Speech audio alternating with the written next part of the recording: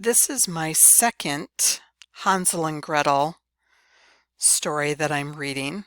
The first one I did was from James Marshall, his version, and this one I am doing a version retold by Rika Lesser and illustrated by Paul O. Zelinsky. And for this one, the pictures are just gorgeous. So I'm going to zoom in on the pictures, and we'll have to scroll through them a little bit because otherwise you can't see the detail. Plus it makes it easier for me to read the words. So let's get going. Paul O. Zelinsky grew up with a picture of Hansel and Gretel standing hand in hand before a house made of cake and candy with dark forest all around. The painting was by his great-grandmother, and he used to look at it and wonder about the brother and sister lost in the woods. Now his own oil paintings bring to life this most compelling of childhood tales. They depict a world as real as our own, tactile, colorful, detailed, conveying the elemental emotions of the story without sweetening or dilution. Rika Lesser's spare retelling, based on the tale's first transcription by Wilhelm Grimm, 1810, and its first appearance in print, 1812, perfectly complements the rich, vivid storytelling of the art. Hansel and Gretel, retold by Rika Lesser, illustrated by Paul O. Zelinsky. And this is from 1984. Yes, 1984 is when this was published. Here we are.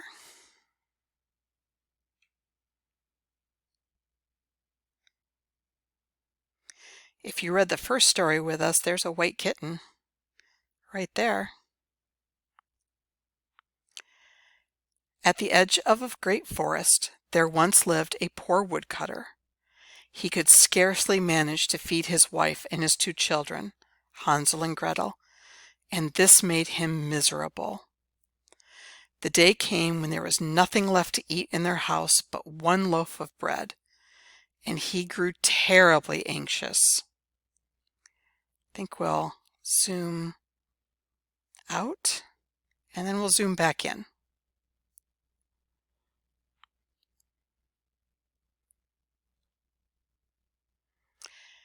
His wife said to him that evening as they lay in bed, "Listen, husband, there is something we must do if we are not all to starve.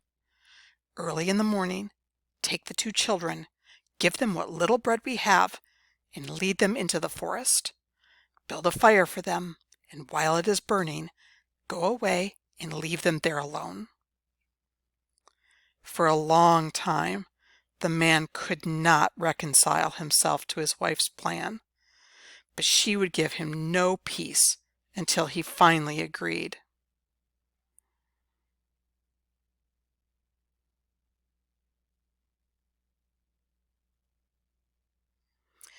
The children had heard everything their mother had said, and Gretel began to cry. "Hush," Hansel whispered. "It will be all right. I have an idea." Then he got up as quietly as he could, put on his jacket, and went outside. White pebbles on the ground glistened in the moonlight. Hansel carefully gathered them up and stuffed the pocket of his jacket with as many as would go in.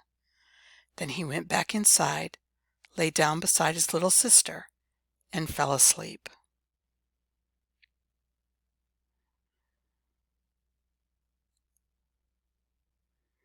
Early in the morning, before the sun had risen, the parents came and awakened the children. To each one they gave a little piece of bread. Gretel took both pieces and put them under her apron because her brother's pocket was filled with pebbles. Then they all set out on the path into the forest. While they were walking along, Hansel often stood still and peered back at their house. His father said, "Why are you always stopping and looking back?" "Oh," Hansel replied, I am looking at my white kitten, who is sitting on the roof and wants to say goodbye to me."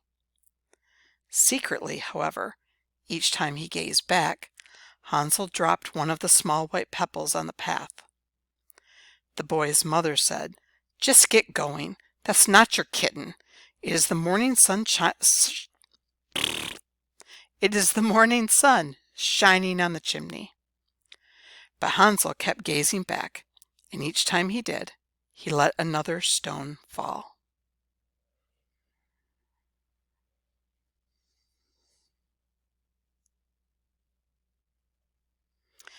And so they went on walking a long time, until they were in the midst of the great forest. There they stopped and gathered firewood. Their father lit a huge fire, and when it was burning brightly, their mother said, "Rest a while now, children. Your father and I are going off to cut wood. Wait here by the fire until we come back." The children sat by the fire and ate their bread. They waited until nightfall, but their parents did not return. When it grew very dark, Gretel began to cry, but Hansel said to her, "Wait just a little longer, until the moon is up."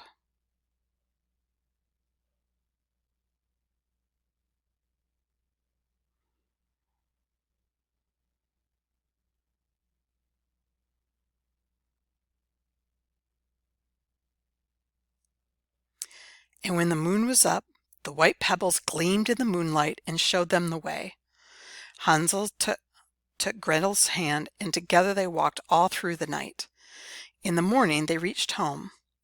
Their father rejoiced to see them, for he had not been happy about what he had done. But their mother was angry.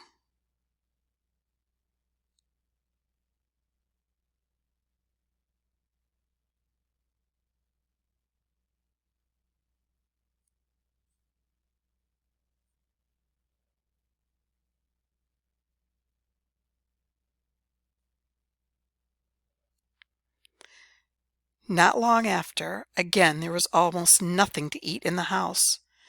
And again, after going to bed, the children heard their mother tell their father that he must take them into the forest, deeper than they had gone before.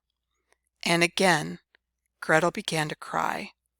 And again, Hansel got up very quietly to go out and gather pebbles.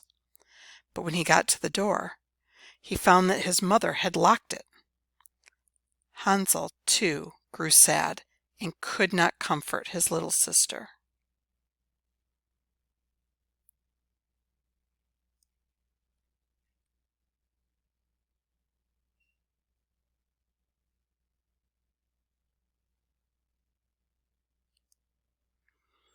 Early in the morning, before daybreak, they all got up, and each of the children was given a small piece of bread. As they walked along, Hansel often paused and gazed back. His father asked, "My boy, why are you always stopping and peering back at the house?" "Oh," answered Hansel, "I am looking at my little pigeon, who is perched on the roof and wants to say goodbye to me." Secretly, however, he had crumbled up his bit of bread, and each time he turned around, he would drop a crumb on the path. His mother said, "Just keep going. That's not your little pigeon. It is the morning sun striking the chimney." But Hansel kept glancing back, and each time he did, he dropped another crumb. And when they had come even deeper into the forest, to where it was thickest, they stopped. Their father built a huge fire. Their mother told them to rest and wait while they went off to chop wood. As they sat by the fire, Gretel gave half her bread to Hansel, for her brother had strewn all of his along the path. They waited until evening, but no one came to fetch them.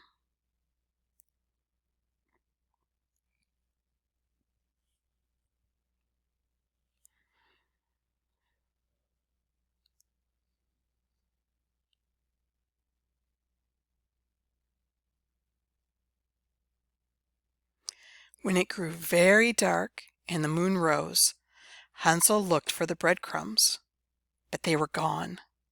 The thousands of woodland birds had pecked them up and eaten them. Hansel still meant to find the way home, and he pulled Gretel along with him. They walked all through the night and all the next day, but they were lost in the great forest.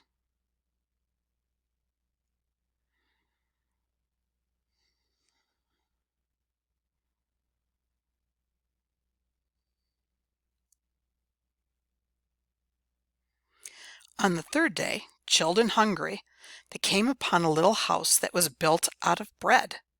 Its roof was made of pancakes and its windows of sugar candy. The children were so happy to see it that they ran up to it. Hansel to the spongy roof and Gretel to the sparkling panes of the window, and they ate greedily. Hansel was devouring a huge chunk of the roof, and Gretel was pushing out yet another window pane when they heard a thin voice call from inside. "Nibble, nibble, nibble. Who gnaws my house to rubble?" Oh, I have to reread that so it rhymes. Here we go. You ready? Nibble, nibble, nubble. Who gnaws my house to rubble? The children were so frightened that they let fall what they had in their hands.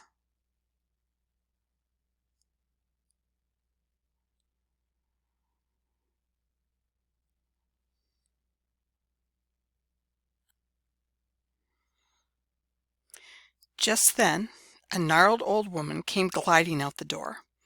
When she caught sight of the hungry children, she wagged her head and said, "Oh, you poor little things, come along with me. There's plenty to eat inside the house. I'll take good care of you." And she took them both by the hand, led them inside her house, and served them a fine dinner. Then she made up their bed, and the tired children lay down and fell fast asleep.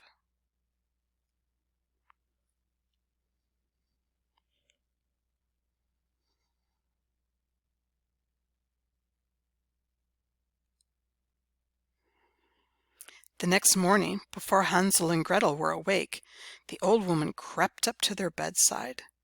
As she watched the two of them sleeping so sweetly, she thought to herself, "Now, there's a tasty morsel for you." And she lifted Hansel up and carried him outside and locked him up in a little stall as if he were a piglet.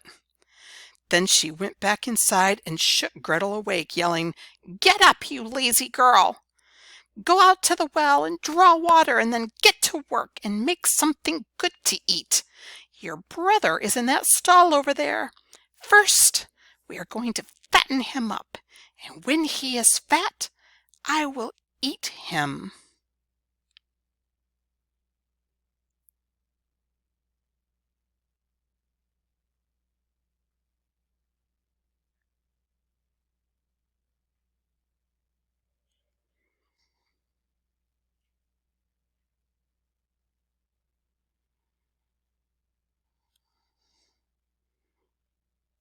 Gretel was terrified of the old woman and had to do as she was told.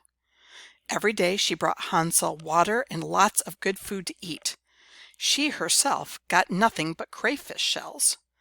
And each day the old woman went to Hansel's stall and told him to stick out one of his fingers so she could feel if he were growing plump. And each day Hansel held out a bone instead of a finger. One evening, after 4 weeks had gone by, and it still seemed that Hansel was growing no fatter, the old woman said to Gretel, "Now, be quick about it. Go out and fetch water to fill the cauldron. Tomorrow morning, whether or not your little brother is fat, I am going to slaughter and boil him. While you are getting the water, I will be kneading dough. We'll bake bread while he's cooking."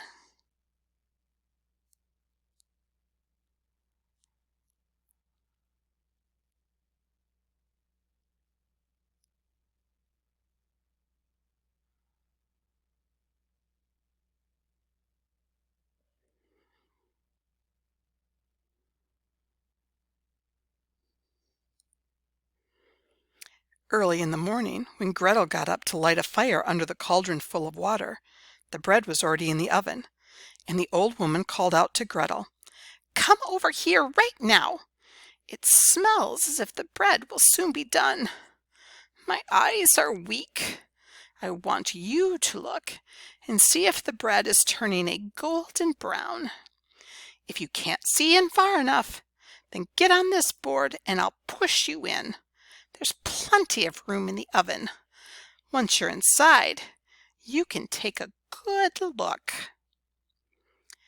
Now the old woman really meant to leave Gretel in the oven to roast, but Gretel could tell what the woman had in mind, and said to her, I'm not quite sure how to go about it. Could you show me? If you get on the board, I'll push you in."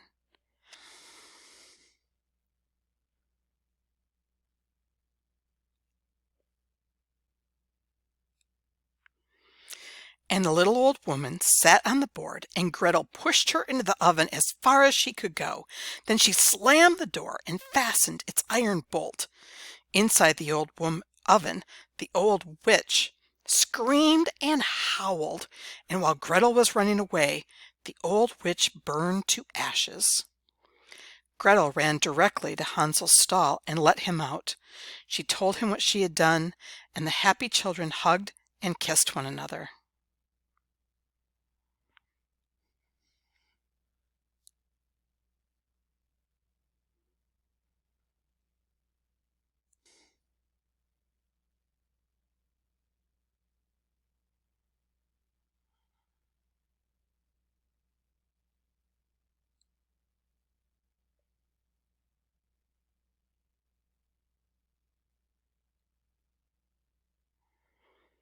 One last time they went back inside the witch's house. Everywhere they looked were precious gems and sparkling jewels. They took all they could carry with them and set off for home.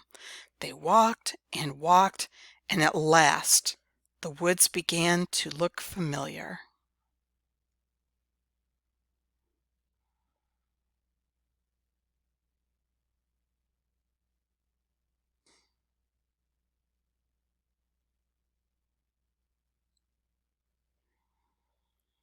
When they arrived home, their father wept with joy to see them. Their mother had died, he told them. Every day that they were gone had been filled with sadness. Now they emptied their pockets of the glittering jewels, and the woodcutter and his children lived happily and prospered to the end of their days.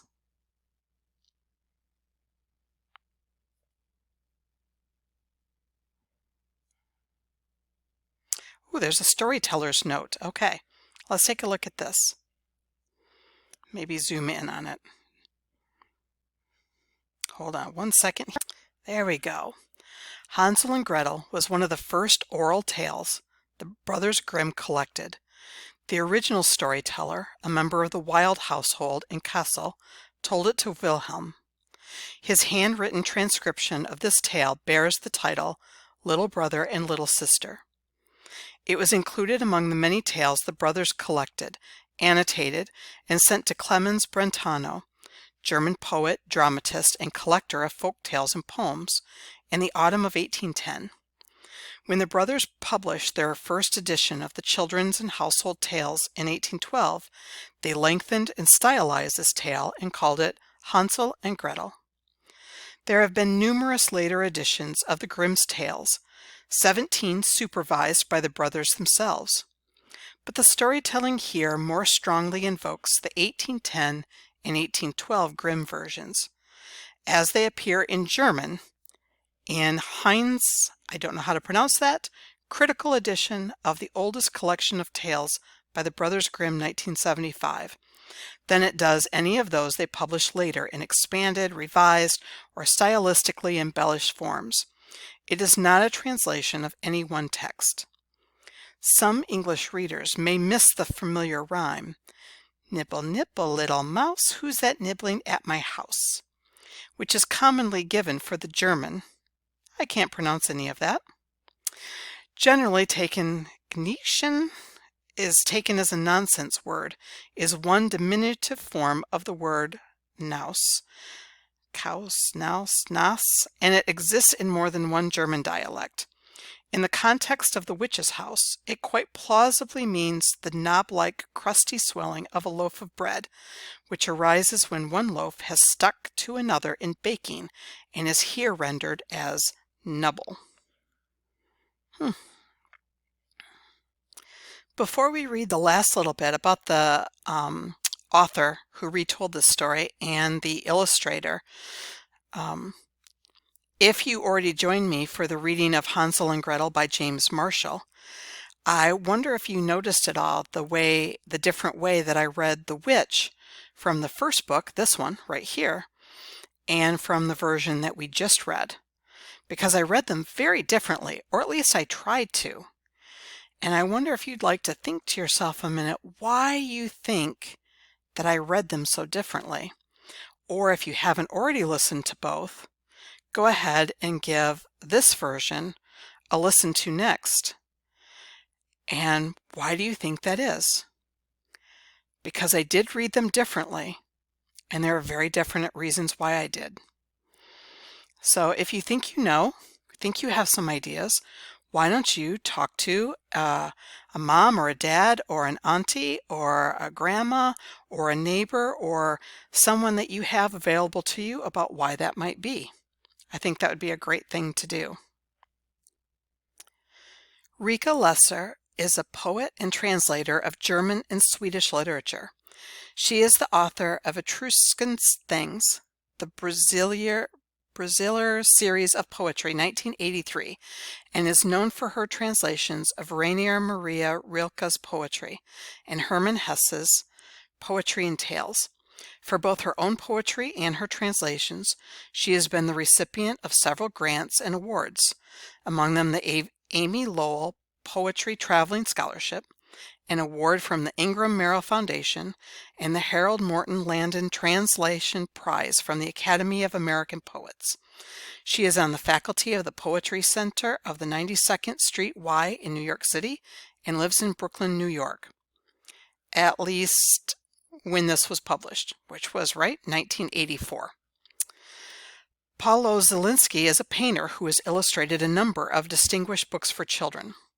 He is the author and illustrator of The Lion and the Stoat, and the adapter and illustrator of The Maid and the Mouse and the Odd-Shaped House, one of the New York Times 10 Best Illustrated Children's Books of 1981, and School Library Journal's Best Books of the Year.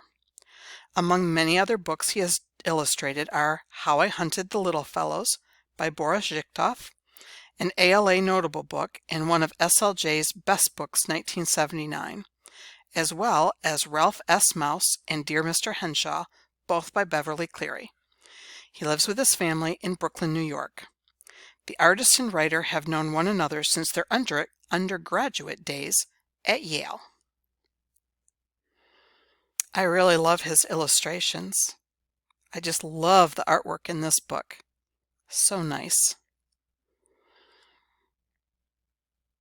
And there we go.